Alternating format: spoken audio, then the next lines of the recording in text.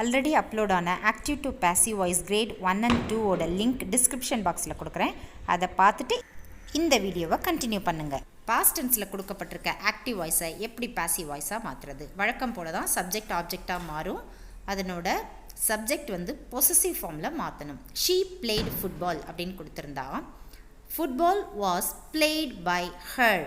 She இங்கே ஹெர்ரா மாறி இருக்கு, அதையும் நம்ம நோட் பண்ணிக்கணும். They played football. Football was played by them. They தெம்மா மாறி இருக்கும், அதையும் நம்ம நோட் பண்ணிக்கணும். We played football. Football was played by us. வீன்றது அஸ்ன்ற பொசசிவ் ஃபார்முக்கு மாறி இருக்கு, அதையும் நோட் பண்ணிக்கணும். I played football. Football was played by me. I மீயா மாறி இருக்கு, அதையும் நோட் பண்ணிக்கணும். பாஸ்ட் டென்ஸ் நம்ம ஆல்ரெடி போர்ட்லேயே எழுதி பார்த்துட்டோம். இப்போ பாஸ்ட் கண்டினியூஸ் பார்க்கலாம். ஐ வாஸ் சிங்கிங் அ சாங் அப்படின்னு ஆக்டிவ் வாய்ஸில் கொடுத்துருக்குறாங்க. அதை பாசிவாக எப்படி மாற்றணும்னா அ சாங், அதாவது ஆப்ஜெக்டாக இருக்கிறது முதல்ல சப்ஜெக்டாக வந்துடும் சொல்லியிருக்கோம் இல்லையா. சப்ஜெக்டாக இருக்கிறது அப்படியே ஆப்ஜெக்டாக அதனோட பொசசிவ் ஃபார்முக்கும் மாறி போயிடும்னு சொல்லியிருக்கோம். ஸோ இந்த ஐ மீயா மாறும். ஃபைனலாக அ சாங் அப்படின்ற ஆப்ஜெக்ட் இனிஷியலான சப்ஜெக்டாக மாறிடும். நம்ம நினைவில் வச்சுக்க வேண்டியது என்னென்னா வாஸ் சிங்கிங் அப்படின்னா கண்டினியூஸ், பாஸ்ட் கண்டினியூஸ். பாஸ்ட் கண்டினியூஸில் இருந்தால் நம்ம பீயிங் அப்படின்னு சேர்க்கணும். வாஸ் பீயிங் அதனோட தேர்ட் ஃபார்ம் ஆஃப் த வேர்பையும் நம்ம போட்டுறணும். I was singing a song அப்படின்னு ஆக்டிவ் வாய்ஸில் கொடுத்துருக்காங்க. ஸோ நம்ம இந்த வேர்பை எப்படி மாற்ற போகிறோம்னா பீயிங் சேர்க்க போகிறோம். இந்த ஐஎன்ஜி ஃபார்ம் பீயிங்காக மாறுது, சிங்குன்றது சங்காக மாறுது, வாஸ்ன்ற பாஸ்ட் டென்ஸ் அப்படியே மெயின்டைன் ஆகுது. So was plus being plus past participle, that means the third form of the verb. So verb இப்போ நல்லா புரிஞ்சிருச்சுங்களா? வேர்பை எப்படி நம்ம கன்வெர்ட் பண்ணுறோன்னு. ஜஸ்ட் இது பாசிவாக மாற்றும் பொழுது நம்ம ஆப்ஜெக்டை சப்ஜெக்டாகவும் சப்ஜெக்டை ஆப்ஜெக்டாகவும் மாற்றுவோம், அதனோட பொசசிவ் ஃபார்முக்கு மாற்றுவோம். அதே தான், சேம் ஃபார்முலா தான் அப்ளை ஆகிருக்கு. A song was being sung by me. Second example, he was singing a song அப்படின்னு கொடுத்துருந்தா வாஸ் சிங்கிங் இப்போ எப்படி மாறணும்னு நம்ம சொல்லியிருந்தோம் ஆல்ரெடி. வாஸ் பீயிங் போடுறோம், இந்த ஐஎன்ஜிக்கு பதிலாக பீயிங் சேர்க்குறோம், இந்த சிங்கை சங்காக மாற்றுறோம், அதாவது past participle third form of the வேர்ப்னு சொல்லுவோம். ஸோ வாஸ் சிங்கிங்கை வாஸ் பீயிங் சங் அப்படின்னு மாற்றி போட்டாச்சு. இப்போது ஆப்ஜெக்ட் சப்ஜெக்டாக வரப்போது அ சாங் அப்படின்ற ஆப்ஜெக்ட் சப்ஜெக்டாக அ சாங்னே வந்துடுச்சு. ஹீன்ற சப்ஜெக்ட் ஆப்ஜெக்டாக மாறுது, அதுவும் அதனோட பொசசிவ் ஃபார்முக்கு.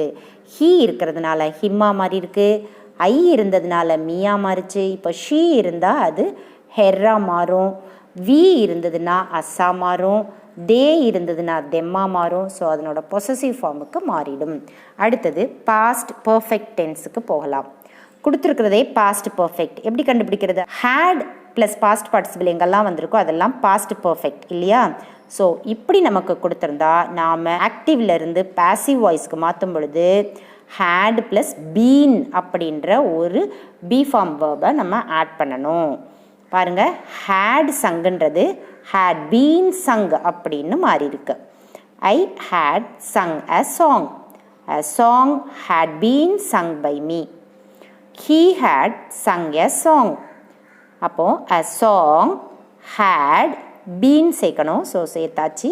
சங்குன்றதே பாஸ்ட் பார்ட்டிசிபிள் தான், நம்மளும் அதே பாஸ்ட் பார்ட்டிசிபிள் எழுதுகிறோம். அப்புறம் பை சேர்க்குறோம். ஹீயோட பொசசிவ் ஃபார்ம் ஹிம்.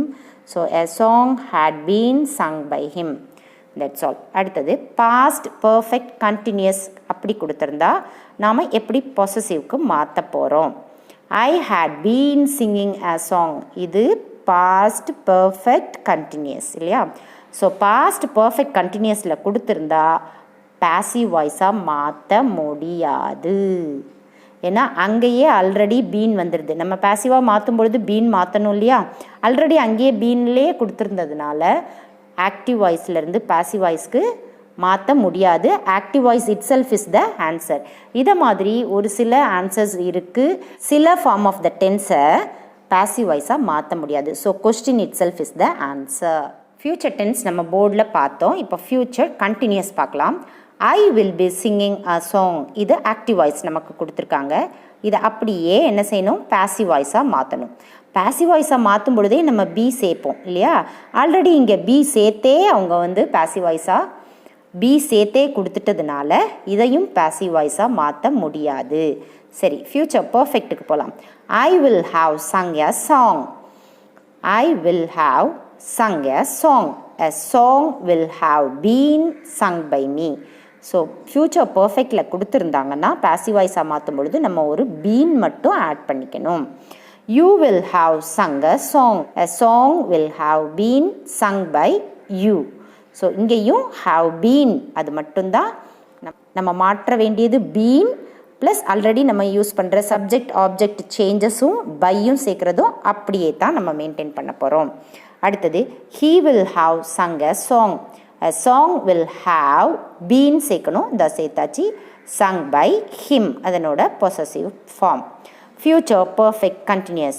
எப்படி past perfect continuousக்கு நம்மளால் passive voice பண்ண முடியாதோ அதே மாதிரி தான் future perfect continuousக்கும் I will have been singing a song. இங்கே have been ஆல்ரெடி வந்துட்டதுனால நம்மளால் ஆக்டிவ்லேருந்து பாசிவ்க்கு மாற்ற முடியாது. மேக்ஸிமம் பார்த்தீங்கன்னா பர்ஃபெக்ட் கண்டினியூஸ் டென்சஸ் எங்கே வந்தாலும் அதுக்கு நம்மளால் பாசிவ் வாய்ஸாக மாற்ற முடியாது. இன்னும் சில சிறிய சென்டென்சஸ் இருக்குது.